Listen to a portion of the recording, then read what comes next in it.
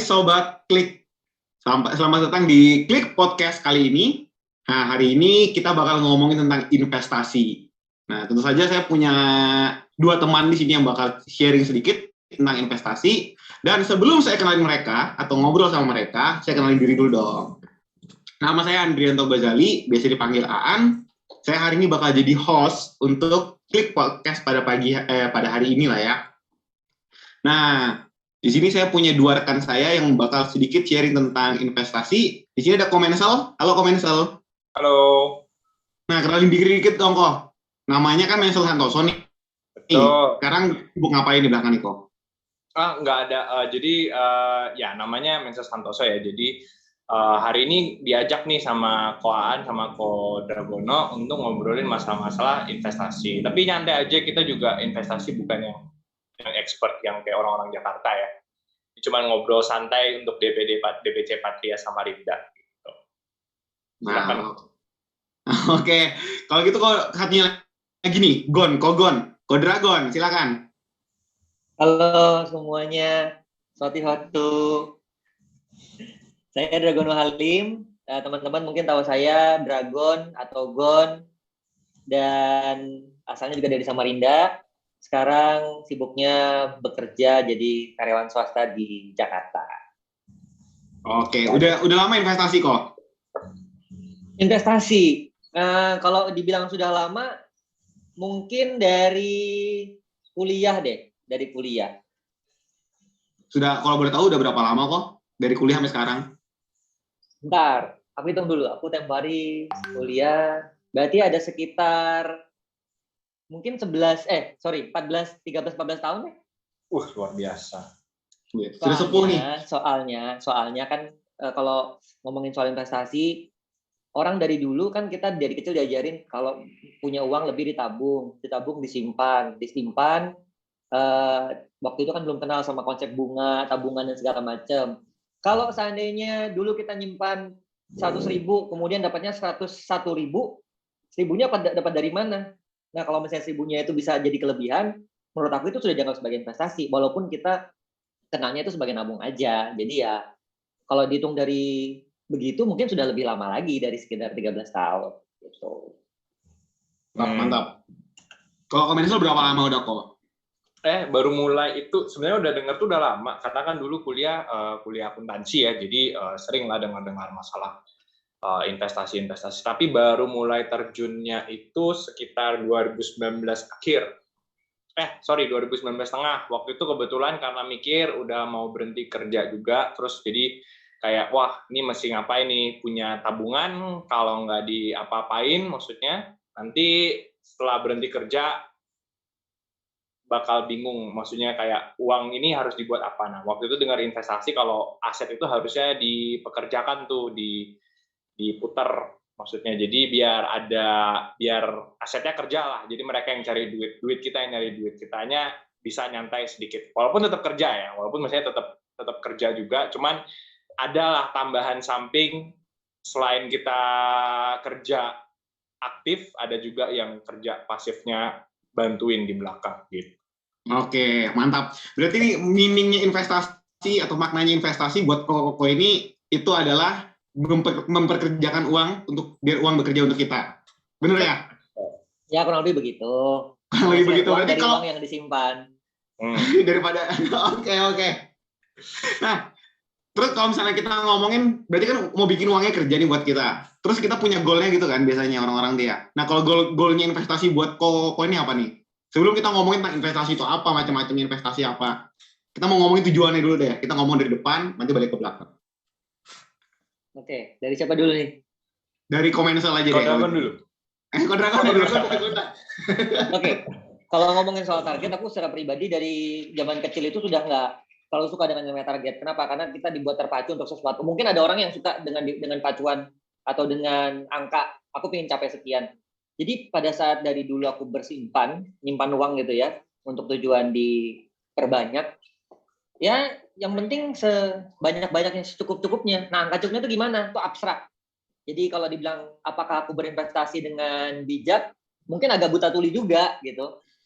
Dan kejadiannya sih, jadi dari mulai awal investasi, sampai sekarang syukurnya sudah bisa bersimpan untuk katakanlah hunian, katakanlah untuk tabungan hari tua misalnya, untuk sesuatu yang emergensi. Jadi kalau misalnya ngomongin target yang mesti konkret banget, aku jujur aja nggak ada. Jadi setiap kali kalau ada yang nanya begitu, mereka langsung kaget. Emang kamu nggak punya target?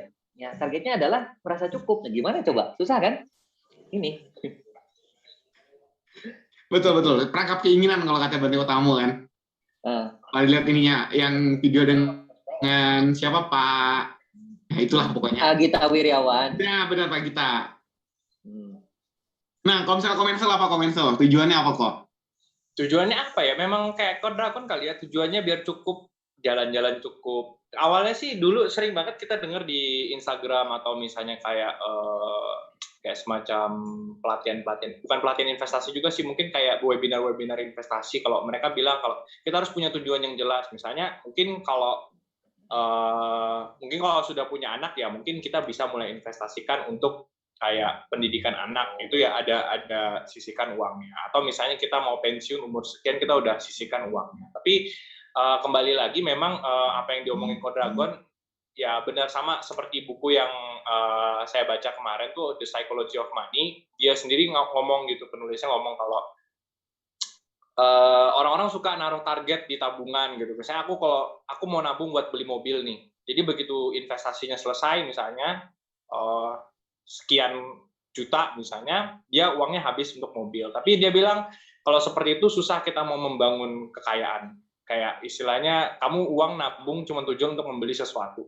Jadi dia bilang kalau nabung kayak Code Dragon gitu, nabung aja. Kayak ada uang nih sisihkan aja, ada uang sisihkan aja, ada uang sisihkan aja. Nanti lama-lama uang atau aset yang kalian kumpulin itu yang bakal menjadi kekayaan lah yang nanti bisa kalian pakai untuk pensiun. Jadi boleh sih nabung untuk tujuan kayak misalnya aku mau beli motor, misalnya nabung setiap bulan 2 juta, tapi nggak cuma nabung di bank, nabungnya di mana investasi pilih, misalnya kayak reksadana atau apa. Tapi kalau mau nabung cuma sekedar kayak, ya kita dari kecil biasanya nabung ya, untuk hal-hal yang tidak kita tahu gitu ke depannya gimana. Jadi ya udah nabung aja. Kaya syukur, nggak kaya paling nggak kalau celaka ada uangnya. Oke. Kalau kamu sendirian gimana? Kalau aku juga ada tujuan sih. Aku nabungnya udah bikin rame-rame ikutin hype. Investasi ikutin hype aja. Tujuannya berarti beda kan ya berarti ya? Iya. Nah kalau misalnya aku tujuannya ada sih benar tujuannya untuk pensiun. Aku mau nabung pensiun. Pensiunnya tuh berarti sudah tua nggak kerja lagi gitu? Pensiunku tuh financial freedom lah kalau misalnya kita ngomong. Financial freedom itu seperti apa? Bekerja buat aku lagi, aku nggak perlu kerja 9 to 6 lagi, 9 to 5 lagi nggak perlu. Cukupnya ya. Nah, kalau aku sih ngelihatnya itu bisa kejadian, tapi setiap orang kan punya pola konsumsi yang berbeda-beda. Contoh misalnya, ya An mungkin tahu cara aku mengkonsumsi atau menggunakan uangku seperti apaan ya, tahu kan? Jadi kalau tadi Mensel ada cerita, ada orang yang punya target beli mobil katakanlah, kemudian beli rumah. Bahkan ada orang kayak aku ngerasa sekarang kendaraan pribadi itu nggak perlu amat. Jadi kendaraan pribadiku tak tinggal di Samarinda. Aku sempat mikir nanti di Jakarta ingin punya kendaraan pribadi ah. Tapi setelah ngelihat, oh ternyata di Jakarta bisa loh tanpa kendaraan pribadi. Oh di Jakarta bisa loh menghemat uang transportasi tanpa harus kehidupan kita tuh susah banget. Kalau di Samarinda kan naik angkot kan susah kan ya. Tapi kalau di Jakarta kan lebih gampang. Jadi tergantung lagi masalah pola konsumsinya. Jadi investasi kita, apa yang ingin kita capai, itu juga berpengaruh terhadap bagaimana cara kita menghabiskan uang kita setiap hari. Kalau ada yang dikit-dikit masih harus naik mobil ber-AC dan segala macam dan punya impian punya mobil ber-AC atau bagus, wajar-wajar aja. Cuma pada saat orang tidak punya keinginan itu, berarti kan kalau dia nabung, dia bisa punya uang sekian ratus juta yang senilai mobil, tapi dia tidak belikan buat mobil. Tanpa merasa kesusahan karena tidak punya mobil. Kan seperti itu. Ya, katakanlah waktu kita ketemu di Jakartaan. Aku kan sama kamu kan ketemunya, aku naik Transjakarta. Iya, naik Transjakarta. Ini keren ya nih, ketemu Dragon di Jakarta. Kamu naik apa, Gon? Aku naik TJ. Hah? Nggak salah kan? Maksudnya kalau kita punya mindset kan orang-orang kita biasanya pasti mikirnya, oh enak naik mobil sendiri, atau mungkin naik gokar, atau naik grabcar gitu-gitu. Nah, taksi, ini naik TJ. Dan ternyata TJ itu menarik sih, aku pengen nyoba, sampai sekarang belum nyoba. Tapi mau coba, habis itu kena COVID gini, nggak bisa. Iya. gitu. Ya berarti ini kalau kita ngomongin investasi lagi, tadi kita ngomong tujuan-tujuan, berarti ini balik ke arah pola hidup, gaya hidup. Nah, kalau misalnya kita ngomong gaya hidup, aku ingat kata-kata orang itu ada ngomongin dana darurat. Sebelum kita investasi ada dana darurat. Kalau misalkan Komensel nih, menurut Komensel itu dana darurat minimal berapa besar kok? Gunanya untuk apa juga? Biasanya sih kalau ngikutin yang saya dengar ya, itu biasanya 6 bulan dari pengeluaran bulanan. Jadi kalau misalnya pengeluaran bulananmu sebulan 4 juta, ya minimal kamu di tabungan harus punya 24 juta. Iya benar, 4 juta sebulan, 6 bulan 24 juta itu minimal. Tapi biasanya memang yang ideal, ya yang idealnya itu 12 bulan. Cuman kalau misalnya punya dana tabungan, maksudnya dana daruratnya di atas itu, kenapa enggak gitu? Kamu punya dana darurat 100 juta, mau 200 juta yang nggak apa-apa juga. Karena yang namanya darurat ya kita nggak tahu. HP pecah, mesti beli misalnya harga yang 3-5 juta itu darurat. Laptop rusak harga yang 11-15 juta itu darurat. Juga kalau misalnya masuk rumah sakit, amit-amit ya, masuk rumah sakit yang harganya sampai puluhan juta segala macam itu juga darurat. Jadi kalau misalnya nabungnya dana daruratnya cuma ngikutin dana bulanan aja sih mungkin ya boleh sih. Itu kan istilahnya kalau misalnya kayak masa pandemi gini ya, tiba-tiba di cut off dari perusahaan misalnya dipensiunkan dini atau kayak di PHK, ya kamu punya waktu 1 tahun atau 6 bulan untuk nyari kerjaan baru. Cuman ya kurang lebih dana darurat sebanyak yang kamu nyamannya deh, tapi biasanya 6 bulan sampai 12 bulan pengeluaran gaji gitu. Kogono mau nambahin kali Kogono? Iya, jadi kalau untuk aku nambahin tadi Mensel, sebenarnya dana darurat adalah buffer kalau misalnya kita tidak punya penghasilan, tapi kita masih tetap harus hidup. Kan ada orang dulu bilang, kalau hari nggak kerja mau makan apa? Nggak kerja nggak makan. Nah, ada dana darurat itu membuat kita masih bisa makan tanpa harus dalam tanda kutip bekerja.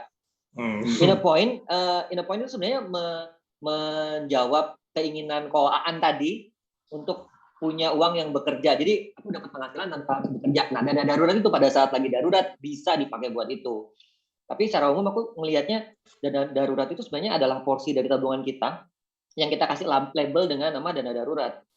Seperti kalau katanya Mensel tadi, kalau kita punya tabungan lebih daripada itu, kenapa enggak? Biasanya orang kasih porsi-porsi tadi, jadi biar tahu buat darurat yang mana, buat liburan yang mana, buat mengupgrade rumah, mengupgrade kendaraan yang mana. Tapi kalau kita mau gabungin itu semua, tanpa ada rencana jalan-jalan, tanpa ada rencana upgrade mobil, itu bisa dipakai buat dana darurat gitu loh. Dana darurat di sini kan berarti namanya juga darurat kan, sesuatu yang nggak kita duga-duga. Dan pada saat orang amit-amitnya harus menggunakan dana darurat, ya Boy harus sadar, konsumsi dia jangan sampai se-royal yang sebelumnya. Kalau biasanya jajan, pada saat lagi pakai dana darurat, ya at least jangan terlalu banyak jajan misalnya. Dan itu yang terjadi di sini. Makanya ketika orang di luar negeri bisa sabbatical leave 3 tahun nggak kerja, 4 tahun nggak kerja, 5 tahun nggak kerja. Itu dalam tanda kutip dana darurat plus dana liburan dia selama 3-5 tahun itu mereka pakai, kecuali kalau mereka jadi backpacker ya, ngemis-ngemis itu. Tapi kalau misalnya mereka memang bisa sabbatical leave, kerja dulu, kemudian berhenti kerja 3 tahun, jalan-jalan keliling dunia, pakai duit yang dia punya. Nah, itu dana darurat yang dipakai buat mengisi hari-hari di masa muda dengan tadi exploring dan jalan-jalan, kayak gitu sih menurut aku. Asik ya kayak gitu ya. Tapi mikir lagi abis gitu, kalau misalnya kita ngomongin belajar investasi itu kan, mikir lagi dana darurat kok dipakai jalan-jalan gitu. Ada pasti dia ngomongin gitu. Pasti. Betul. Seru. Tadi aku kata-katanya ada satu yang menarik sekali menurutku, porsi tabungan. Nah, kalau misalnya menurutku Dragon nih, porsi tabungan. Misalkan kita punya uang 100 juta nih. Dana darurat itu biasanya berapa porsi kok? Atau misalkan gimana sih kalau misalnya tipsnya kok Dragon untuk bagi-bagi porsi tabungan tadi? Sebenarnya kalau ngikutin rumus yang umum, itu dari Siemensel sudah oke banget. At least 6 sampai setahun dari biaya kebutuhan kita sehari-hari. Kan biasa kan kalau kita rata-rata ya, atau kita catat di kesaran kita itu kan ada konsumsi, ada transportasi, ada biaya ini, biaya itu segala macam. Kita kumpulin, kita catat. Kira-kira yang kita pakai buat expense itu seberapa besar sih? Katakanlah aku dengan gaya hidup yang sekarang itu membutuhkan biasanya 8-10 juta per bulan. Nah, itu adalah biaya hidupku, katakanlah kayak gitu kan. Nah, jadi itu kan dikali untuk 12 bulan, katakanlah setahun. Jadi kalau ngomongin soal porsi, itu jadi core-nya, itu jadi intinya. Dasarnya ada di situ dulu, fondasinya di situ dulu. Kalau kita memperbanyak lagi dana daruratnya, mungkin bisa dikembangkan, tapi bukan dalam bentuk cash katakanlah. Tadi dana darurat kan dalam bentuk cash, bisa diambil sewaktu-waktu. Tapi kalau misalnya aku sih jujurnya masih separuh-separuh hybrid orang-orang zaman dulu ya. Jadi dana daruratnya itu bisa dibentuk jadi emas batangan, emas kepingan gitu ya. Jadi dana daruratnya nilainya at least masih bisa fluktuatif dan terus meninggi dan cenderung gampang untuk dilikuidasi di luar dari yang tadi, yang cash tadi. Nah, kalau ngambil contoh dari Aan tadi, kalau ada 100 juta, coba aja dilihat kebutuhan berapa selama setahun, kayak katakanlah 50 juta ya. Nah, 50 juta itu jadi patokan. Bisa 50 juta jadi patokan, terus kalau memang ada buffer-buffernya ya tambahin lagi jadi sampai 10 atau 15%. Terus yang 50 juta tadi apakah disimpan dalam bentuk tabungan biasa aja atau di brankas atau gimana? Sekarang kan banyak deposito ya. Dan deposito bank-bank digital sekarang kan nilainya lebih tinggi ketimbang deposito bank biasa. Jadi disimpannya dalam bentuk deposito bunganya yang tinggi tapi masih dalam batas LPS. Memanfaatkan celah cuan yang ada gitu loh. Caranya begitu. Soalnya aku tahu memang ya jeleknya kan kata namanya juga kota kecil di Samarinda. Kalau orang punya duit yang jumlahnya besar, barulah marketing bank itu bisa menawarkan saya bisa kasih ini bunga yang gede. Tapi kalau yang kayak cere-cere kayak aku gini, mesti harus nyari mana bank yang bisa ngasih bunga paling gede tanpa harus naruh duit dalam jumlah tertentu yang gede-gede banget kayak gitu. Jadi ya tadi dasarnya adalah ada fondasinya yang 6 sampai 12 bulan. Kemudian kalau masih ada keleluasaan, lebarin aja lagi 10 sampai 15%.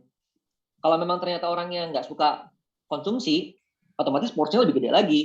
Mungkin bisa sampai 70%, 75% dari penghasilan itu bisa tertabungkan semua. Kan tergantung orang-orangnya seperti apa. Oke, benar. Ini sekaligus tambahan buat info buat teman-teman. LPS tadi yang Coach Dragon mention itu adalah lembaga penjamin simpanan. Jadi selama uang kita masuk dalam lingkupannya LPS, maka uang kita dijamin oleh LPS. Jadi bank ini bangkrut pun kita masih aman, uang kita masih aman. Nah, tadi kita ngomong-ngomong masalah bagi-bagi uang, ini kan kita ngomongin ujungnya ngomongin investasi pasti ya kan. Nah, kalau aku nggak salah, ini memastikan juga sambil ini ngecek. Dulu Buddha tuh pernah ngomong tentang investasi. Kalau Dragon sama Komunis ada ingat nggak? Masalah mengelola uang lah kalau kita ngomongnya lah ya. Rationing kalau aku nggak salah ya. Ya, rationing itu bisa diceritain sedikit nggak? Komensel kayaknya sudah tahu udah gini-gini loh. Gimana Komensel? Ya, Komensel. Komensel dulu. Aku agak kurang ingat ya, tapi ada ceritanya di Suta itu kalau nggak salah kayak 1/4 dipakai untuk apa ya? Pokoknya kalau nggak salah porsinya 1/4 setengah sama 1/4. Jadi 1/4-nya itu dipakai untuk pengeluaran sehari-hari kan? Untuk dipakai kembali ke bisnis kalau nggak salah. Setengahnya itu dipakai untuk memenuhi kebutuhan sehari-hari, maksudnya untuk pribadi kalau nggak salah. Kemudian 1/4-nya lagi itu disimpan untuk masa-masa sulit. Kalau nggak salah sih begitu ya. Coba kok Dragon yang lebih. Ya, kalau nggak salah sih kayak gitu. Cuma aku lupa sultannya apa. Nanti panitia atau tim produksi masih harus nampilin catatan kaki di caption ini. Jadi biar tahu sultan yang mana. Tapi nangkepnya itu memang 1/4, setengah 1/4. Dan kalau nggak salah karena 1/4 ini angkanya lebih besar daripada prinsip penyimpanan uang yang kalau teman-teman pernah baca The Richest Man from Babylon yang dia menyimpan 1/10 dari penghasilannya dia. Ya, 1/10 ya. Kan 1/10. Kalau sama dia bilang kan 1/4. Itu lebih gede kan? Iya, benar. 10 ya. Kadang-kadang ada yang ketukar tuh. Nah, kayak gitu.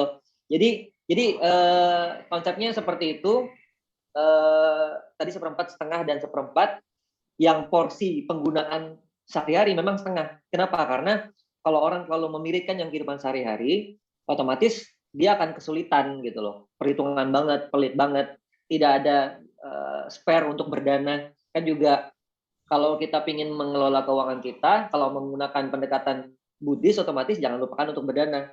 Bagaimana kita melatih diri untuk jauh dari keserakahan gitu loh. Namanya kan melepas. Yeah. Ya, kalau mau ngomongin soal kemakmuran kan ya setiap konsep pasti ada macam-macamnya.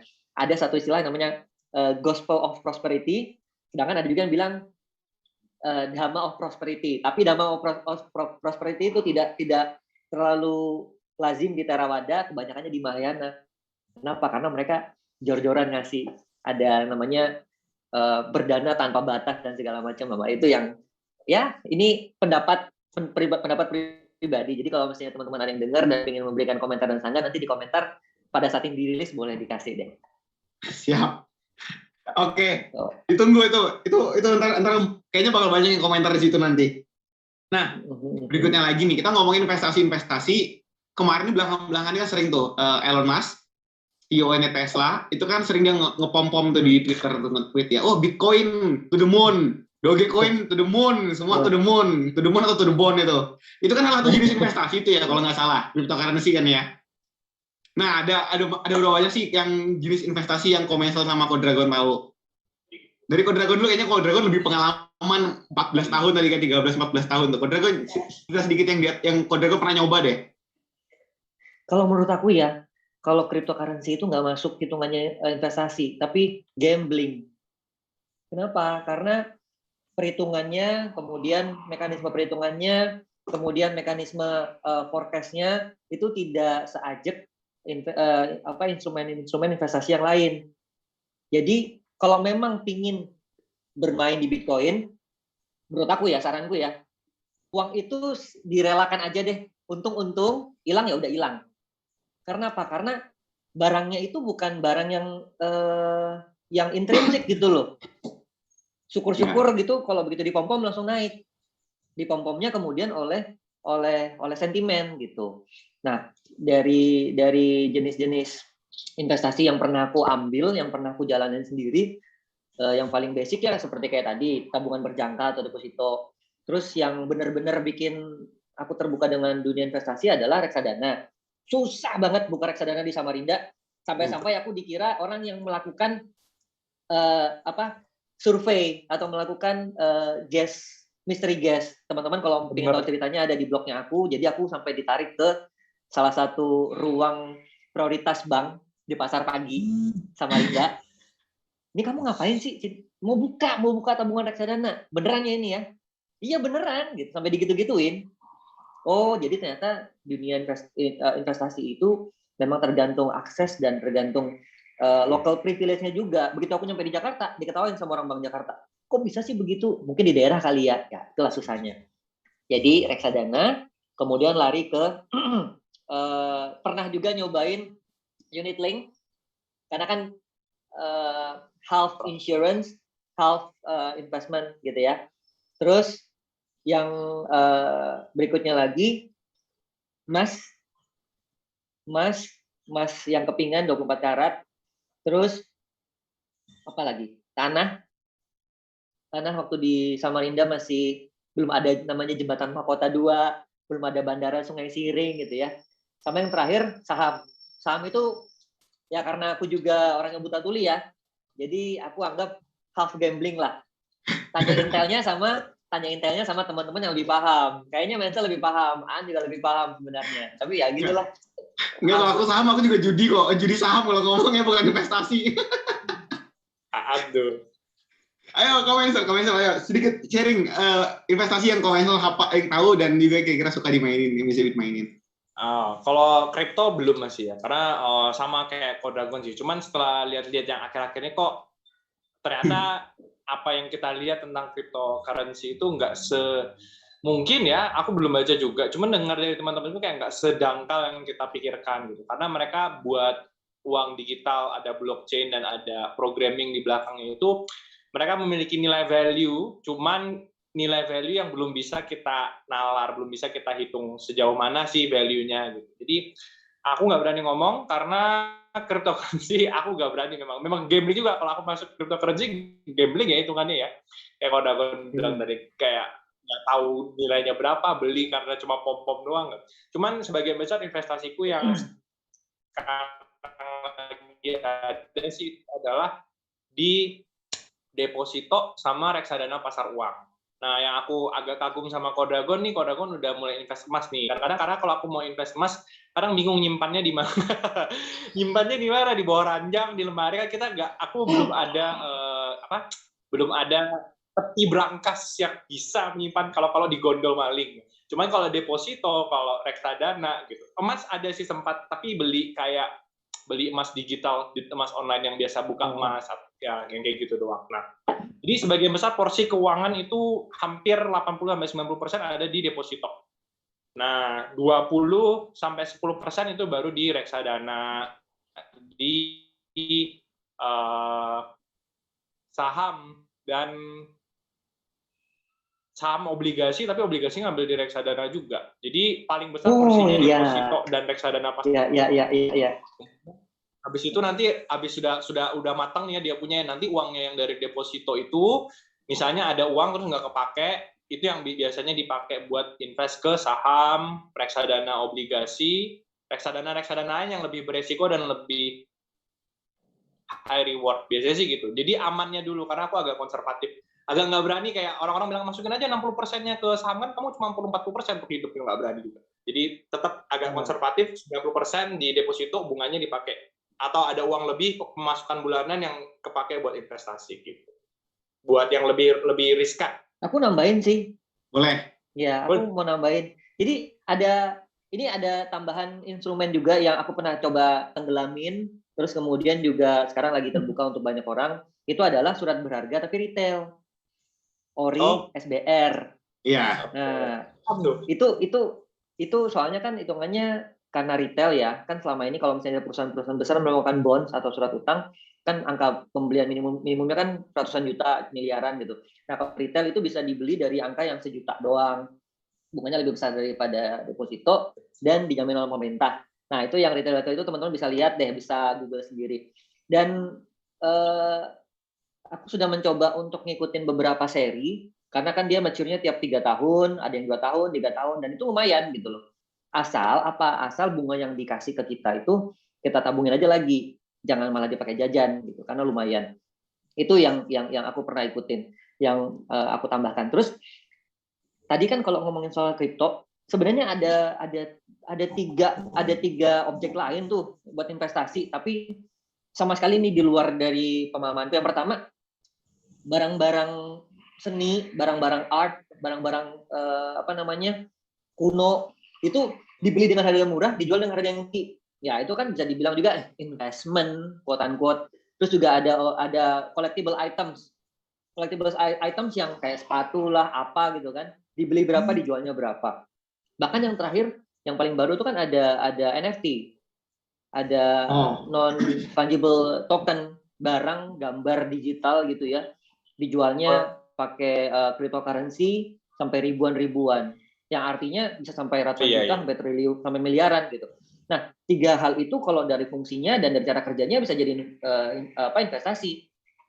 Tapi di luar dari ranah kita yang umum ini, ngapain sih orang beli gambar digital harganya sekian ratusan juta, tapi kemudian nggak bisa dipakai apa-apa, cuma buat koleksi. Nah, mungkin kalau duitnya sudah kebanyakan, koleksi barang-barang yang non fungsional itu mungkin bisa. Barang-barang bermerek kayak tas branded itu juga kan disebut orang sebagai barang investasi, cuma lagi-lagi itu nggak masuk deh di pemahamanku gitu. Jadi stick to the conventional one saja.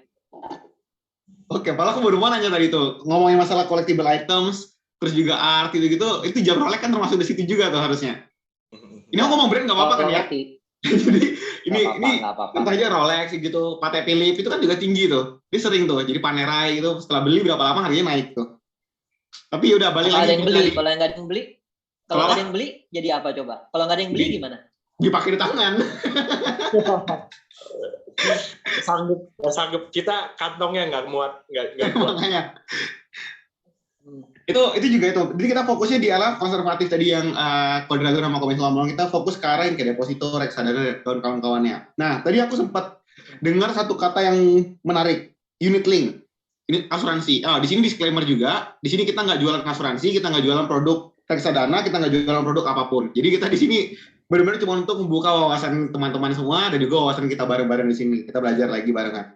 Nah, tadi produk asuransi, ini satunya unit link. Saya nggak mau fokus di unit link-nya, saya mau fokus di asuransinya. Menurut Komensel sama Kodragon, asuransi itu penting nggak? Komensel dulu deh, kayaknya nih bagian akuntansi hitung-hitung ini kayaknya suka deh ngomongin kayak gini. Penting banget ya, karena itu salah satu, karena kamu nyimpan uang dana darurat untuk kalau situasi yang mendesak. Dan biasanya situasi yang mendesak itu berhubungan dengan masalah kesehatan yang nggak bisa ditunda-tunda gitu. Jadi asuransi itu merupakan salah satu bentuk kayak semacam support dana darurat yang kalau misalnya kamu sewaktu-waktu ada kecelakaan, di mana kamu nggak bisa cari uang, di mana kamu nggak bisa ngapa-ngapain, dan harus dilakukan, ya asuransi merupakan salah satu jalan yang terbaik gitu. Dan sebenarnya ini preferensi pribadi, cuman sebenarnya aku lebih suka asuransi yang nggak unit link sebenarnya. Karena di dalam unit link itu ada yang namanya asuransi biaya hijrah lah, ada namanya potongan-potongan kita untuk manajer investasinya. Jadi menurutku investasinya nggak maksimal, asuransinya nggak maksimal. Di Australia kayak Quadragon tuh yang bagus tuh sebenarnya aku dulu suka itu Bupa tuh. Dia benar-benar kayak sebulan bayar sekian, tapi semuanya full di cover gitu. Kalau nggak salah dulu aku sebulan kayak bayar berapa, $100 atau 150. Tapi itu semua tercover dengan baik, yang apapun yang kamu perlukan di rumah sakit. Tapi nggak ada unit linknya, cuman hangus gitu loh. Nah, orang-orang di Indonesia itu suka banget dengar kalau misalnya kamu nabung bayar asuransi 10 tahun, uangmu kembali gitu kayak.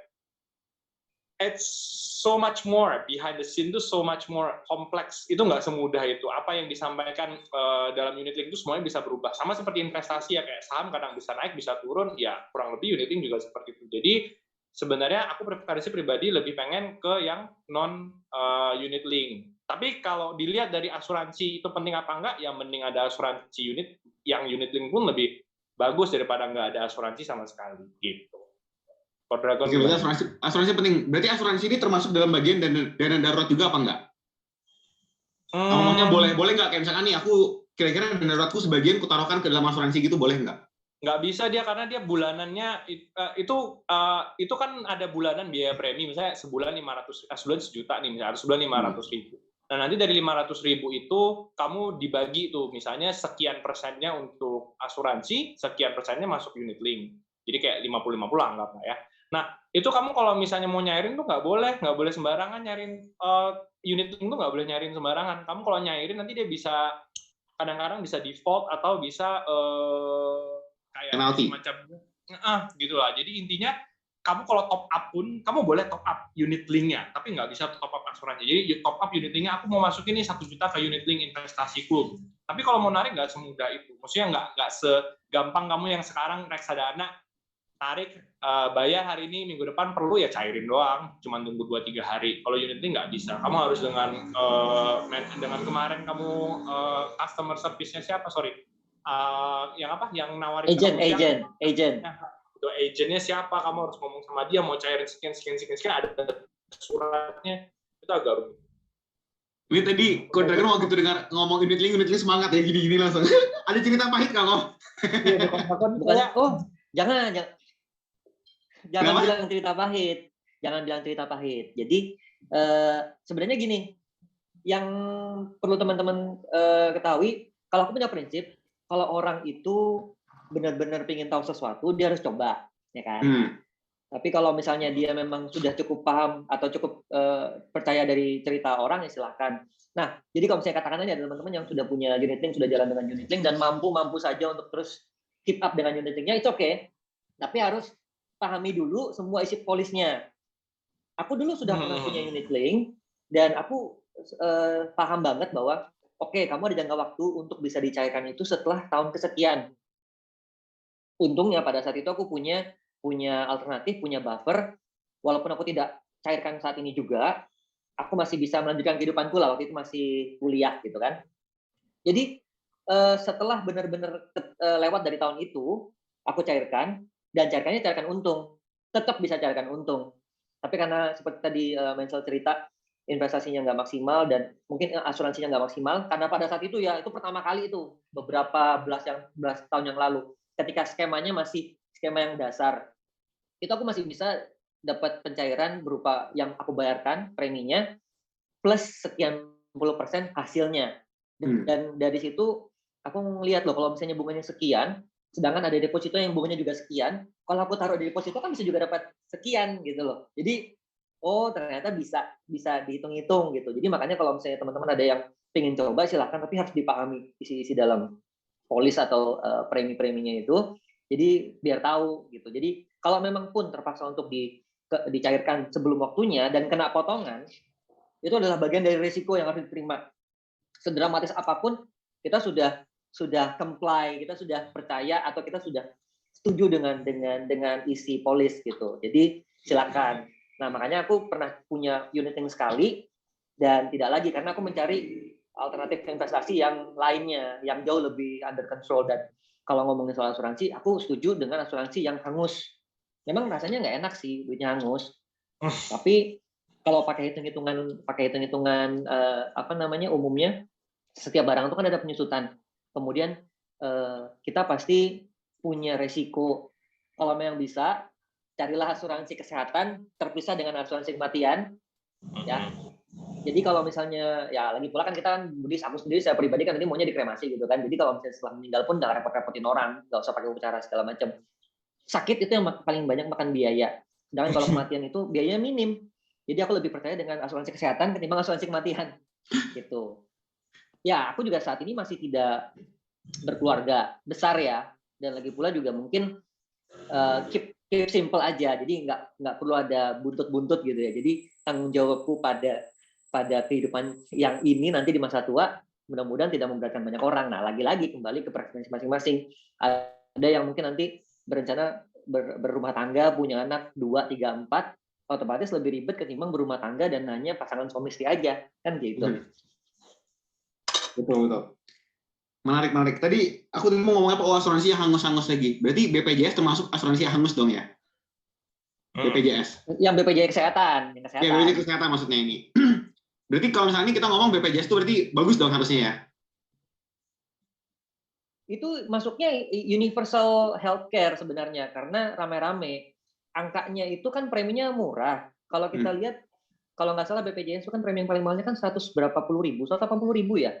180 ribu itu untuk yang paling tinggi. Kalau dibandingkan dengan premi-premi asuransi di negara-negara barat, itu sampai sekian puluh % atau sekian persen dari penghasilan kamu gitu. Dan angkanya itu kalau dirupiahkan bisa juta-jutaan, bisa ngalah-ngalahin asuransi yang swasta. Jadi BPJS menurut aku ya oke lah. Apalagi kalau misalnya ikut yang kelasnya cuma bayar 50 ribu, 30 ribu. Sorry, aku nggak bilang kata cuma ya. Tapi kalau dibilang ada yang bilang 50 ribu tuh banyak. Oke, kita ngeliat lagi kelas-kelasnya. Tapi kalau dia dapat masalah atau dia dapat gangguan kesehatan, kan dia bisa dilayani dengan hasil dari gotong royong BPJS kesehatan tadi, angus gitu. Makanya ada BPJS kesehatan, ada BPJS ketenagakerjaan. Yang ketenagakerjaan itu ada yang pensiun, ada yang jaminan hari tua. Ya ada 2 itu sama apalagi satunya ya. Pokoknya yang bertambah terus selama kita masih bekerja gitu. Oke. Sip, berarti kalau misalnya aku nangkapnya kalau misalnya kita belum punya BPJS, punya BPJS. Bantu program pemerintah sekaligus. Iya. Kalau aku endorse BPJS karena membantu program pemerintah juga.